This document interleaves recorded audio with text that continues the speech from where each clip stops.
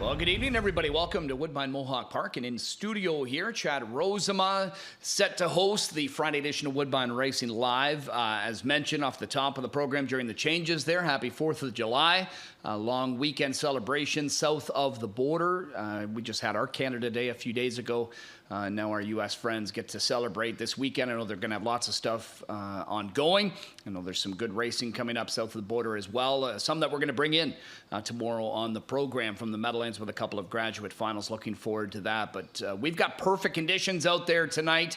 And I think tomorrow's looking pretty good, which is good to see because we get our first look at the 2-year-olds at the OSS Gold level for the pacing divisions. Fillies tonight and Colts tomorrow.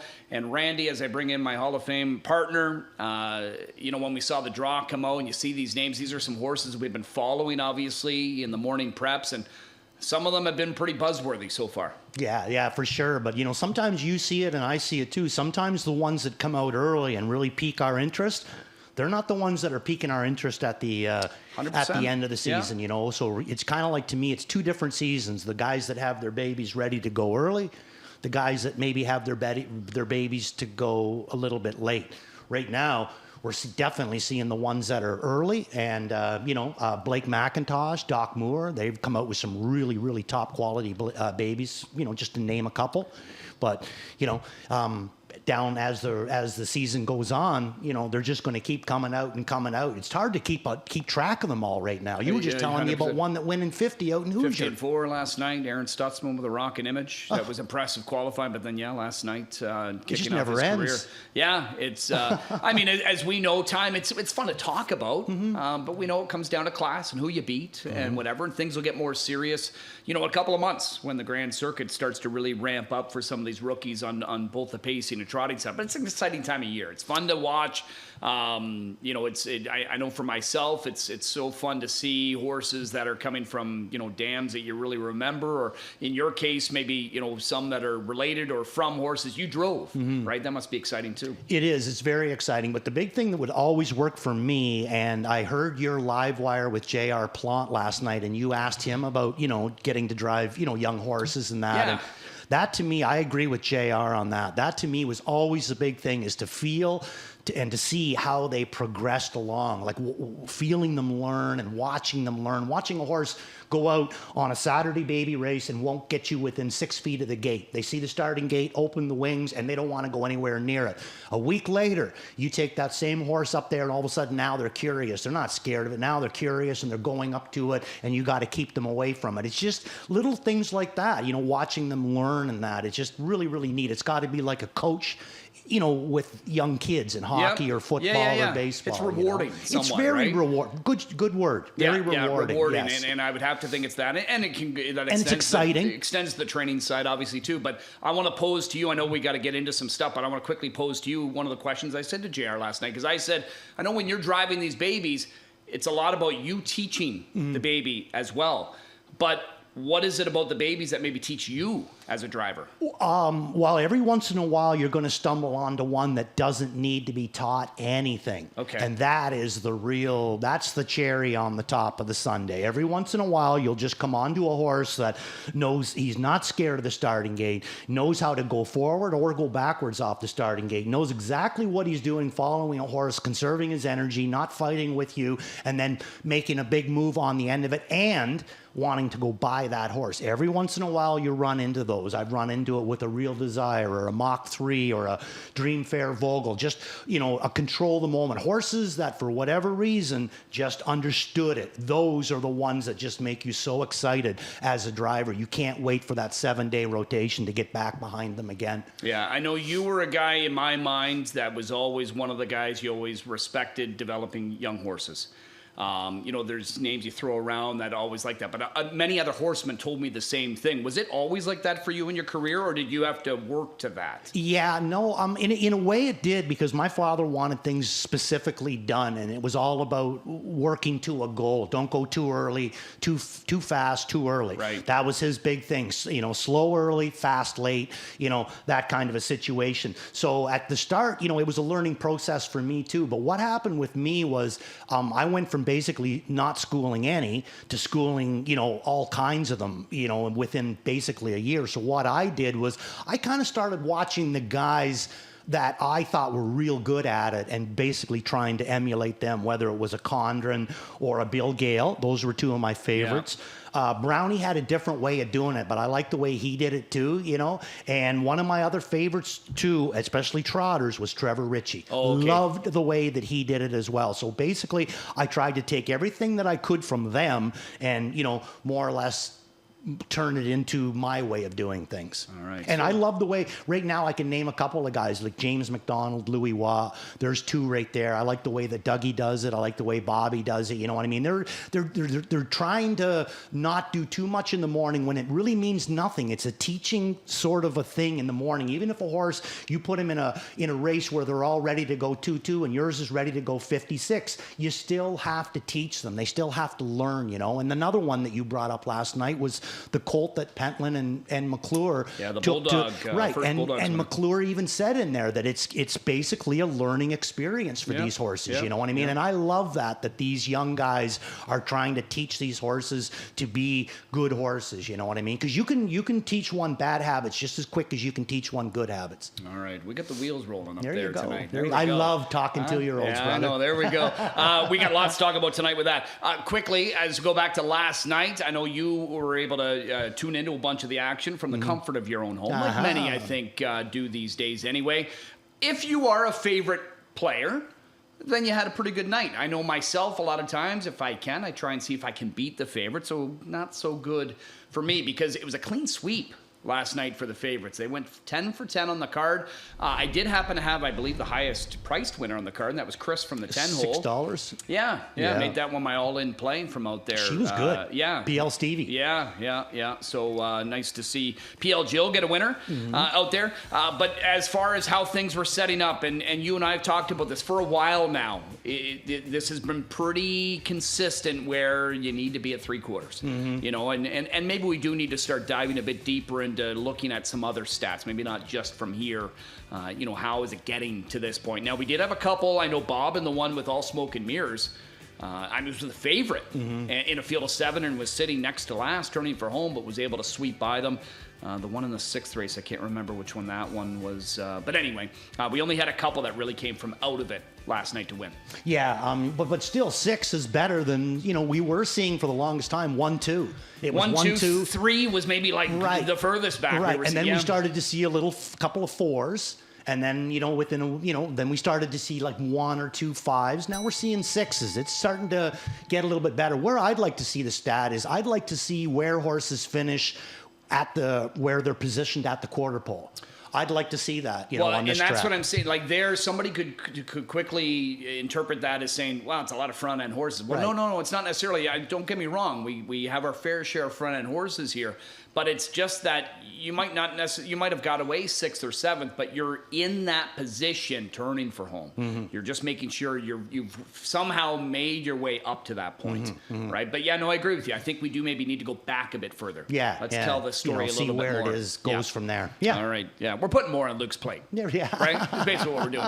Okay, we got a lot to deal with here tonight because when we're talking 2-year-olds, we want to show a lot of visuals. We actually won't even have all the visuals we want to show, not right here in the show, but we will have some throughout the night that we're going to bring up as well. So let's dive in. We'll talk a little more in depth about some of these races. We'll kick things off with our coverage in race number 2 is where we head.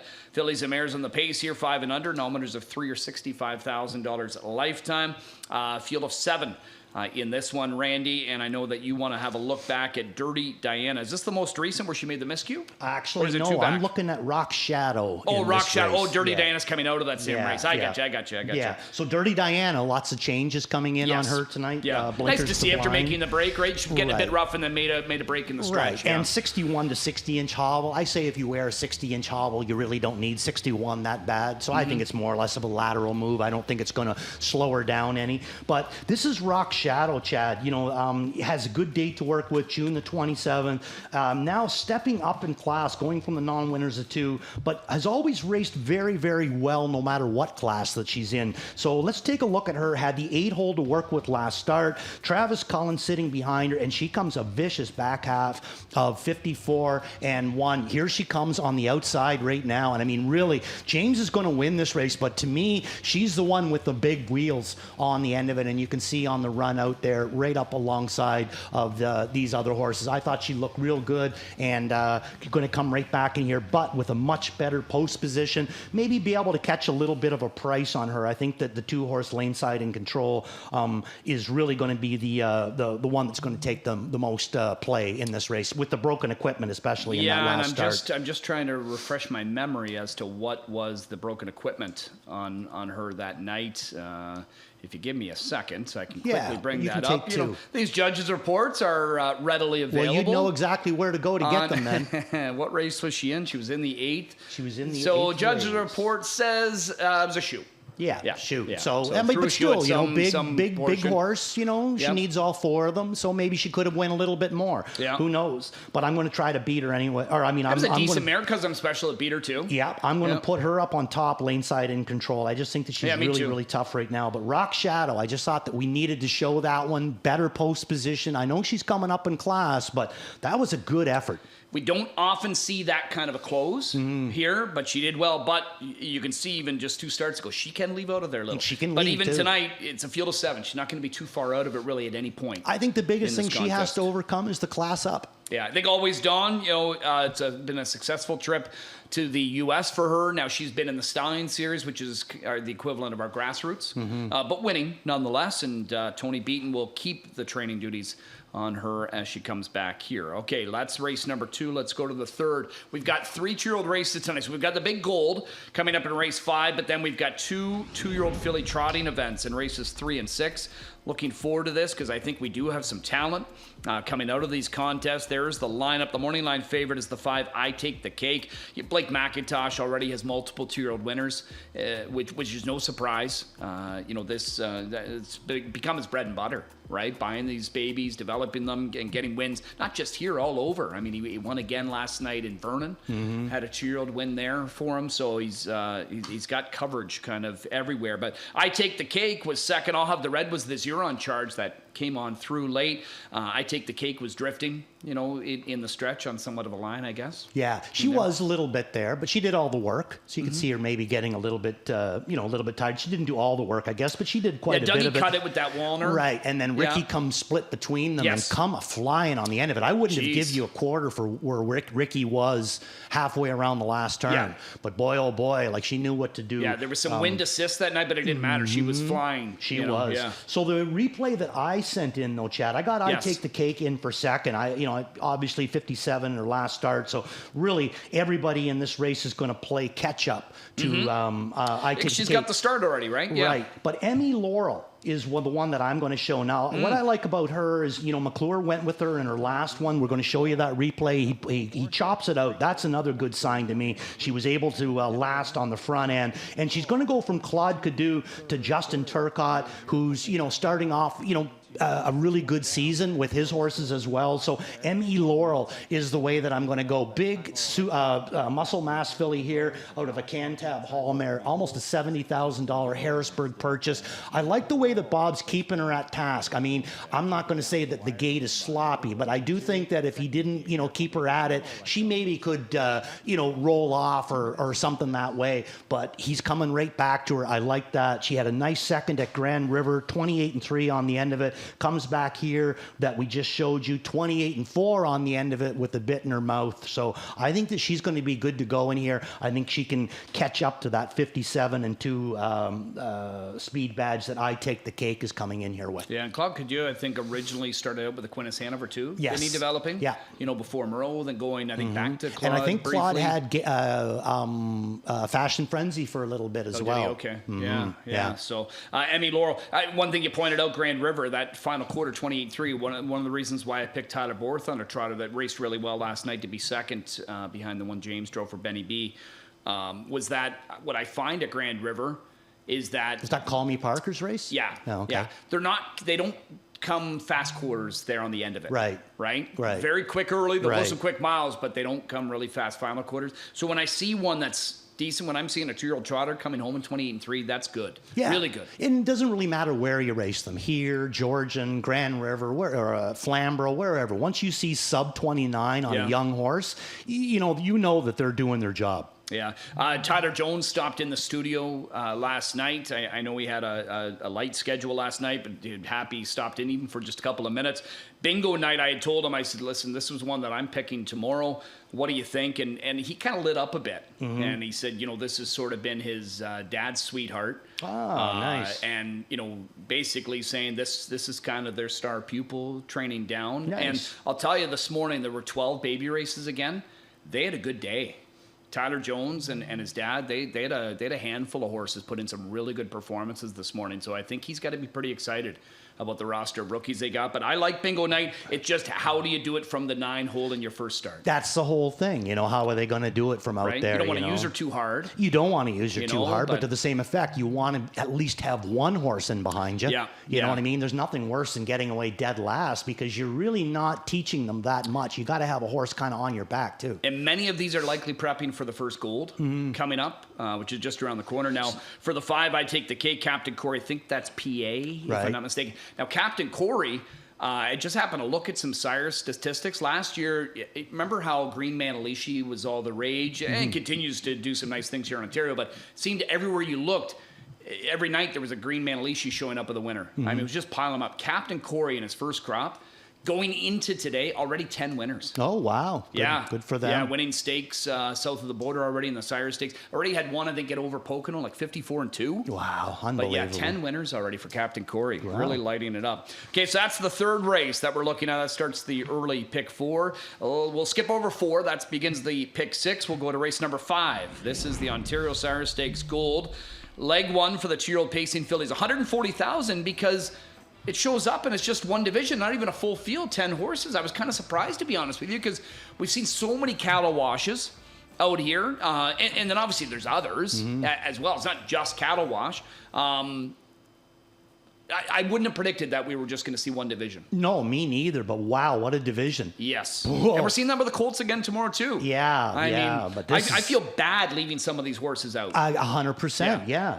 There's horses in here that, I would love to own, I would love to talk about, but we can only talk about 4, and really, technically, we're probably only going to talk about 2 or 3 of them in this race. So you want to start? Yeah, well, we're going to start with the replay that you've got. Dr. Ian Moore sending out 3 in here, and every time Doc's got a 2-year-old, they generally are coming in with some pretty good-looking lines. It's got to be tough in his situation because he's got so many, an embarrassment of riches. He's got one that's in a grassroots, I think, on Monday or Tuesday. That looks like maybe a gold horse. Yeah, but that's not a bad spot to start. Either he started others. No, Century for Pharaoh sure. might have been a grassroots. But PNG Shadow is one of the 3's got out in here. And this is the June 20th qualifier. I mean, just absolutely crushes in 26-4 on the end of it. Yeah, you remember Lady Arthur, the mare that she's out of? Yeah, I this is her remember first her too. foal. Yeah, Yep. she was quick, very, very fast kind of a horse, So I like the way that they did it with this one. Doc went with her himself the first time, and she gets away 3rd in this race, then makes a remove. Using a little bit of energy to do it, but then look what she does after. Last quarter, in 26 and change, I think she come. Yeah, 26-4, mile and 57-1. Just basically leaving everybody in her wake. She's not stressed on the end of it or anything like that. She's not sweaty.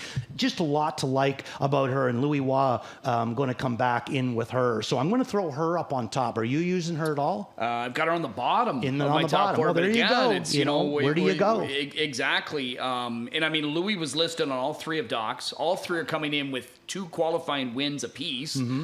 I would have to say at this point, this isn't a situation where Doc's like, well, you know what, Louis, I think you're going to fit this one better. I think this is Louis' choice. Yeah, exactly. Yeah. Saying this I can feel is the best one. Well, that and too, and I mean, you always got to remember too, if Doc gives Louis not his best horse, Louis a popular driver, somebody's going to give him a good one. Yeah. So if you want to keep your hands on Louis Waugh, you better give him something that has a pulse, and I think that she does. Where are we going next, Javon? We're gonna go to Gateway. Okay. We know when the Gateway qualifiers go, they go for like 2 or 3 weeks in Jersey. you always see Ron Burke's out there with his Armada and others. They Very get over fast track. Yeah, they get over that track very well, very quickly. But She's a Bulldog has been generating buzz. We've seen a handful of 2-year-olds we're reading about, whether it's here or there. This was one of the ones generating some buzz. I saw her go the first week on June the 11th. I thought she was sensational, the way she looks. Here she is tipping out of the 3-hole, and it just looks like we're just going to go into an ad. Why not? That's YouTube, folks. That's YouTube. But She's a Bulldog tipped out of the 3-hole where she sat patiently. Here she comes, Chad. Again, 101 was the first half that she went. Yeah. 53-3 on the back Look end at of the it. Language on Yannick. Yannick, and then just look at how she's just like a well-oiled machine. Yeah, she actually looks a little bit like her father there too, like kind of built, sort of dark and has that same kind of build that he had too. Very, very nice when I got her in. At a bandstand, who was solid, I think earned nearly 300, but she's a sister to Sand Between Your Toes. So for Brad Grant, I mean, a nice homebred for him, and I know Brad very excited about this filly. And he's also excited about Dax Sealster. That one's a Bulldog that's going to debut in the Meadowlands, I believe, tonight in the kindergarten. Wow, yeah. Instead of the Gold tomorrow. But she's a Bulldog. I mean, she's looked sensational so far in the first two. And James, he gets an opportunity to drive her tonight, but maybe not for long, because he was talking last night on Livewire, and he's obviously excited about the opportunity. He said Yannick just told him that she's such a real nice filly. And not to get too comfortable, because Yannick's planning on being up here to drive her. Yeah, well, I mean, and James won with a real nice cattle wash filly for Rob Fellows, actually in a race too, with a clean deal. Dougie going to pick her up, so I'm going to throw her into the mix too. We got one more replay. We got a couple more we're actually going to show. More. We're going to go to the next one, which, I mean, she deserves a ton of respect. Another cattle wash. She's been an early season sensation.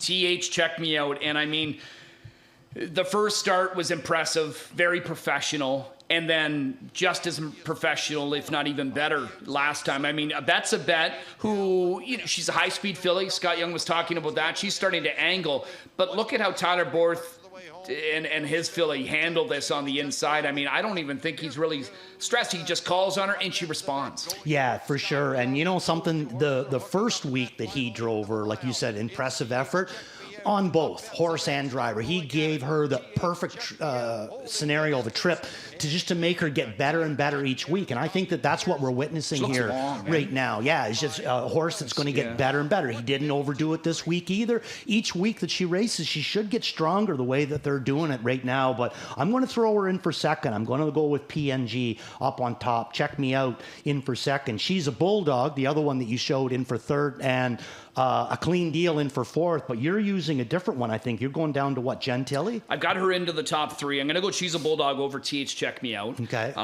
Gentilly. This was one, a good pal of mine, Frank Baldacchino, part owner on this one. All winter long, the connections have talked highly about her training down in Florida. Ronnie Wren, who's been qualifying her at the Meadows, he's been impressed. He's excited about her. She comes here, and one thing that you'll notice is that from a time standpoint, especially, let's say you line her up against the Ron Burke one from the inside of Gateway, that's two different tracks where typically Meadows goes slower anyway. Doesn't mean they can't produce quick miles, but they go slower. Yeah, sloppy. And one thing the line isn't showing is that, look at Ronnie. He's just tipping 3 wide and with ease. Do you know what I'm saying? And she looks very well put together. She's just going to sweep up, sweep by, and then ends up winning by 2.5, 59-4. I know it's not anything from a time standpoint to write home about, but it's just how she did it. I thought very professional. Good looking too. She is, and again, the connections have been very excited. It's the first foal out of a mare that she made in 88,000. But when you go on the third dam side, now you're talking the likes of Go On BB, Sadal BB, who was a Breeders' Crown winner for these connections, and that's what we're seeing more and more of. I mean, look at Ron Burke and his team. He's built an empire, right? It's not just buying yearlings and picking them out and winning, but I mean Blueprint, another one, the homebreds, that are winning the biggest races out there. That's what they've built over years and years of this, right? It's like a hockey team, right? Yeah. A general manager of a hockey team. You try to, get rid of your dead weight and keep bringing in fresh players. And, he does a great job at it, no doubt about that. So Billy picks up a live one, in my opinion. The problem is, again, you're in a gold. You got the 9-hole. I would think it's got to be a situation where she's probably going to have to be racing from off of the pace. I'm not sure how much you can press forward, but then just finish strong. Yeah, I personally, I didn't use her, but I think that both of us are going extremely light on the 8-horse. She's really impressed me, and I mean, you can only use the 4. And she's got experience, right? I know a handful of them do. Yeah, and she's got good movement on the end of it. Both times, 26 and change. He can leave with her. To me, she's a dangerous horse. I didn't use her, but boy, oh boy, she's a dangerous horse. So when you're looking at this, and obviously some that are, making their debut are going to get bet a lot. When you break it down, and I'm sure the connections know this. A TH Check Me Out, for instance, 52-3. She looked like she could still go quicker. So to me, I would say if I'm, Burke sending out She's a Bulldog, or Gentili for that matter, or Doc Moore with any of his 3, I got to be having the mindset of saying, well, if I want to win this race, I got to be prepared to go 52. That's what I got to think I have to go, 52 at least. And you're going to have to stay close because there's so many horses in here that we talked about. But, we didn't even talk about a Bet's a Bet. Tell me how she's been racing. Unbelievably good. And a good post to work with, And she's had, 1, 2, 3 starts into her. And there's room for improvement there. That's with right. Scott's talked about it. There is some greenness to her, but exactly. she's high speed. Yeah. So, I mean, this whole field is stacked right from 1 to 9. Yeah. Well, that's the fit. Looking forward to it. More 2-year-olds coming up in race number 6. 2-year-old fillies again on the trot. Nominators of 1, field of 10. They're going to kick off. Many of them are, paid into the Champlain piece of wear, kind of big Grand Circuit ones here. Pure Ivory is going to be an early season series that's only a couple of weeks away. It usually runs in conjunction with the Millard. The Millard Farms as well. So looking forward to that. Can You Keep a Secret? Was second to a Splash of Green, which was one that Blake McIntosh had talked about pre-race. Very excited about her. Put in a good effort in that event. But we're going to look back at a June 20th qualifier in here, and we want to look at who? Southwind Manhattan? Yeah, the Matt Bax training. Right. I like, this is a Muscle Hill. We're starting to see a little bit less and less of Muscle Hill, but let's face it, that would be like seeing a little bit less and less of Better's Delight. What he can produce, you know. So this is a $100,000 Lexington Muscle Hill purchase here from the Southwind Farm. Southwind Manhattan, and Matt Bax does the driving. This one comes from Campbellville to win this race. I mean, she just keeps trotting. You can just tell here at this point, she's watching James, and she's tracking James down, and she's just going to keep moving forward for Matt. At no point does she throw a ripple in. He finally taps her here, and look at the acceleration that she puts on right on the end of her mile. Not on the start of her mile, on the end of her mile. Only that one line to work with, but I liked it. Todd Ratchford going to be picking up the drive tonight. She trotted the last quarter in 28 and change in there. I think that if he does more or less the same kind of a situation, she could also come back with another big effort. But we got another one to show you as well, and I think that both of us sent in this one, right? Because it was impressive. Right. This is Rhonda McKay. Jody driving this one for Doug Bones. Doug had another 2-year-old winner this morning as well. But to me, I thought pretty professional, left out of there well enough from the 6-hole. We know 5 and 6, especially if you're looking at that starter for the first time, isn't always the easiest thing. She handled that just fine. And then 27 and 4, and it doesn't seem to be too stressed doing it. No, I think she looks good. I mean, she's not an overly big horse, but she's well put together. She's, got some depth to her, I guess is the way that you'd look at it. And I just like the raceability about it. She had the 6-hole, left out of there hard, and still managed to close with 27 and change on the end of it. So now she's got the rail to work with tonight, which normally I'm not all that big on the rail with young horses, but because she was able to punch out of there so well the first time, I think that she can come back with this time. And another thing interesting too is that Jody had a choice in here. He could have went back with the Jeff Williams trainee that I got in for third, Can You Keep a Secret, but instead he's going to go to a first-time starter from the rail for his good friend Doug Bowens there, Rhonda McKay. So, and then I'm going to Southwind Manhattan up on top. But all three of those inside horses look kind of like they're live to me. Which I'll say even more so to the case of Jody going to Rhonda McKay and what he possibly thinks of her is that I mean, he went to Georgian to drive this one and another 2-year-old, who was a recent winner here for Jeff Williams, on that night, and then gets the opportunity again and opts to go for this other one. So I think he's pretty high on this filly. I would have to say as from well. the inside. Yeah. I look at it that way as well. I think the Rankins and Ben Bergeron are pretty high on Social Wizard, and that's where I went. An alarm detector out of Royal Witch. And, this is her second foal. She was a solid earner, took a mark of 51. She was a fast horse, a fast trotter. And Social Wizard, to me, just did things so right last time. I like both qualifiers, but we see the difference. One from off of the pace and kind of finished strong, and then one where she, was used more aggressively in the latest. I think she's going to be ready to go. I got her in for 4th, so I like her as well. Okay. That's race number 6. We're going to head over to the 7th race. Fillies and Mares on the pace here. Pretty good looking group. Nearly nominated to 16,000 last 5. So you've got some, that have been top level. Pacing mares at times could be back there in the future. Center of the gate, lukewarm favorite is One Last Wish. I saw Ken Susi on the way in. He was here last night. He had a couple of trotters. One made a break but recovered well to be 5th. That was Trudy Bird, and then Tahanta was second to a gold filly in the last race. She raced last night. So, he had a decent night. Makes the drive home a little bit better. But this one here, he said, she actually raced pretty well at that Fillies and Mares Preferred. The problem is that a lot of times, just like her mother, Arts Diva, she prefers to be kind of involved. Yeah.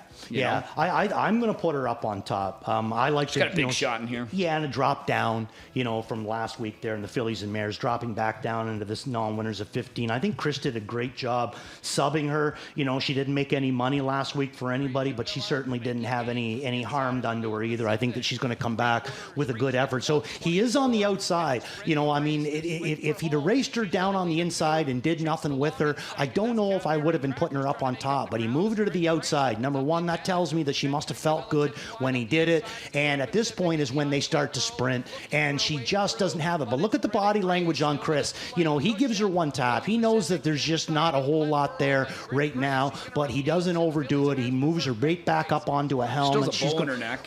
She's going to get some confidence out of this. So I thought it was a really, really good job done with her. So I'm going to throw her up on top. And then the one who I got in for second is the one that you like. So Sorcia Sealster, I hope you have a better luck picking her than I did, because I haven't had much luck with her the last couple. Well, she's been inconsistent, right? And I think she's been dealing with some stuff too. I agree. Right? So, when you think you've got her right, she races well, and then, the next week she maybe takes a step back. You know what I'm saying? So now she's missed some time due to sickness. Johnny can definitely have them ready to roll and trained up and ready to go with this classification. I just think this could be a spot from where she lines up on the gate where she could be sweeping by late. Yeah, you know she what I mean? could. I mean, they can do whatever they want with her. And the other thing is, too, is when she's on her game, she's coming off of a vet scratch sick. But if you see her out there and she looks good to you, I'm going to ask you right now, Chad, when she's 100%, what level is she? She's top level. That's what I say. She's a Mares we said Open that, top at the end level. of last year, right, like, she's exactly. going to be Fillies and Mares Preferred. Right, but sometimes she just seems like she just doesn't have that kind of a killer sort of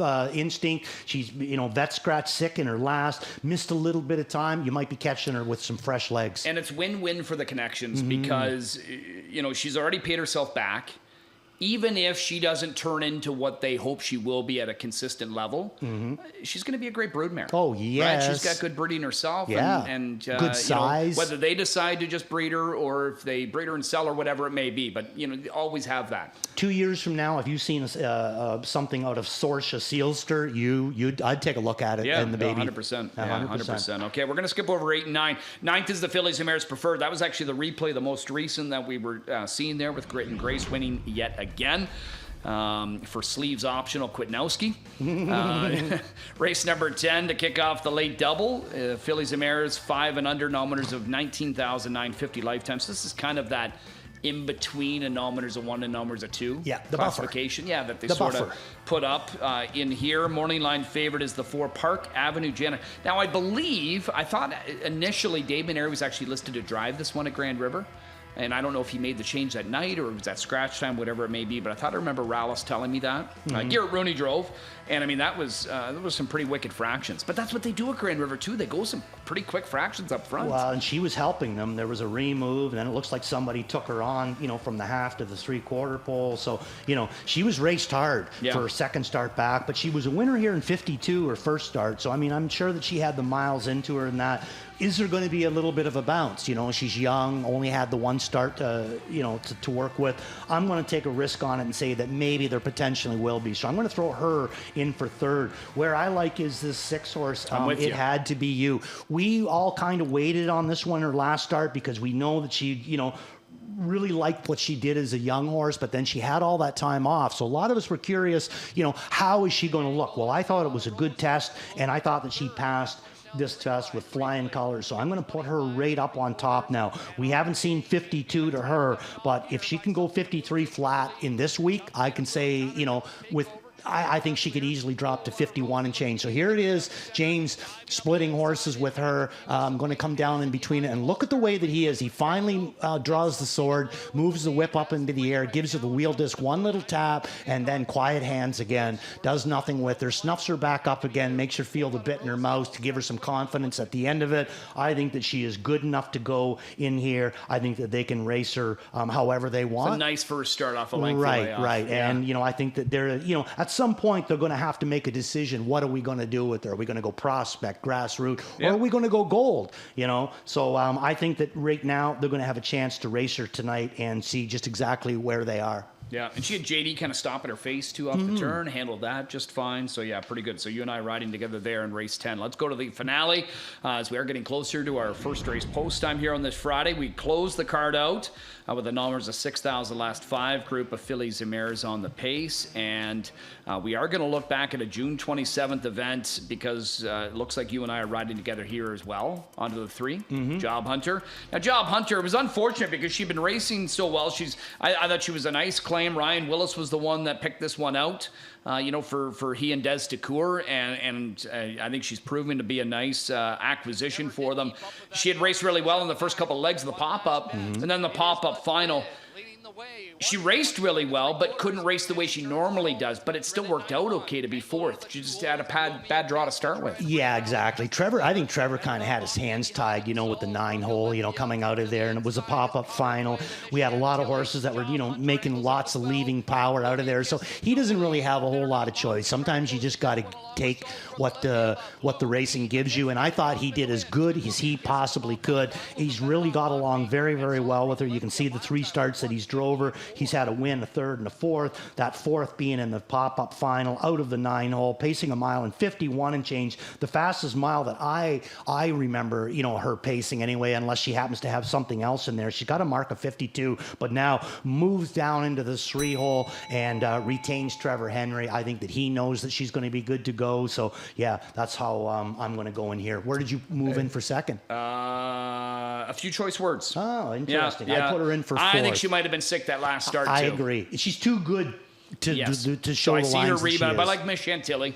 I got her from the in for inside, second. but I think Job Hunter wins and gets a new mark. There you go. Yeah, Yeah. I think that's what she'll do. Okay, you've sent in some pick 5s, and I know, again, you've gone pretty skimpy. Yeah. You've gone with a bunch of singles, so let's walk through the early one. Okay, the early one there in race number 1, I'm just with the scratch of the 1. I was singling her, but now I'm going to single the horse that I had in for second, Macapella Sealster. You're a fan of this filly. Yes, you were all last this year is too. no drop down for Randy. I really, really like this mare. I think that she is so close to being a gold that she should be the best in here. One of these times it's going to work out for her. In race 2, I go too deep in there. I'm going to go with the 1 and the 2, Rock Shadow and Laneside in control. Race 3, too deep. Emmy Laurel, and I take the cake in the middle of the gate for me in race number 4, Chief's Dream Girl and Style for a Mile. I think Style for a Mile is going to come back up with a big effort in here tonight. And in race number 5, this is a really, really tough race. I mean, we showed you, I think, 4 replays from this race, this gold, but I'm going to go 4 deep in here. Use all my picks, 1, 2, 3, and 6. All right, late pick 5. This was the one where you went skipping. I went very skinny on the last one. Holy. I can afford that. You can afford that for sure. Yeah. If you give me 50 cents. Yeah, so I mean, I just like the way that this one's setting up. So the big thing is to get through leg number 1, 10-1 morning line with Southwind Manhattan. That's going to be the single that's going to be tough. After that, I think it's fairly logical. One Last Wish, I singled her. All My Wishes in race number 8, she's a single. Race number 9, I'm singling Grit and Grace to come right back. And in race number 10, I'm going to go with It Had to Be You, hoping that she's ready to go. So all singles, very, very cheap ticket, but I do think it's fairly logical if I can just get through that first leg. You know who else often used to do tickets like that? Our good friend Jim Bannon. Jim Bannon. Yeah. All right. Well, Yeah. I don't mind being compared. Yeah. I don't mind my No. tickets being compared to Jim Bannon's. Yeah. Miss having him on the air, that's for sure. I was just chatting with him not too long ago. Celebrated a recent birthday. Good, so good. yeah, no. The last time I seen him was at the Hall of Fame. Yeah. Always What a- really involved. Great guy. Oh, I loved unreal. working with Very him. knowledgeable. Yeah, that he is. And he's involved in some harness horses, too. Get out. With the stable, yeah. Oh, yeah, nice. he is. Okay, plays of the night before we head to break, because we are getting close to kicking off this Friday 11 pack. And as per usual, let Randy tee up his 4-pack here first. Age before beauty, Chad. Okay, so we're going to start this off in race number 5. That's going to be my beat the favorite with PNG. Shadow, the Doc Moore first timer. Race 6, worth a look. Southwind Manhattan. Going to go with that one with the Backs and Ratchford combination. Race number 7. There's my middle 3. All in's going to be my One Last Wish, and then Nice. you're going to have to wait for Waples Watch. Job Hunter, race 11. Okay, the 4-pack I've sent in, race number 1. Well, I said simply the best is my beat the fave, thinking James is going to be in here. There's a good chance I'm going to be the fave now. Right now I'm second choice. But anyway, Bingo Night winning debut in the 3rd. I've got Blue Pacific to flip the script in race 9, and I'm all in on Job Hunter.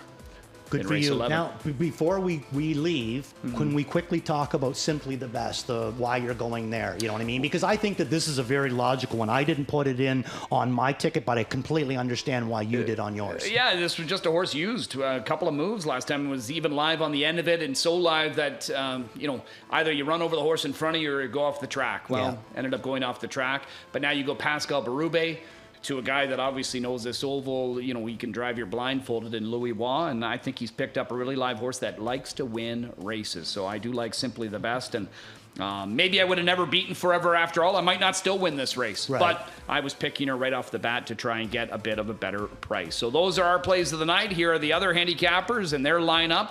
We know Kevin Plaucha is going to be doing a ton of the handicapping for DRF Harness. With John Rallis, very busy right now. Doug Henwood with some Nahu picks as well. Good luck to Doug. And GB, the author of the best Horse bet. Players Journal. You can get all of his thoughts and everything right there in the race program. Free to download online. Timeout we take, and then we'll come back and set you up for the early pick 5. Guaranteed at $75,000.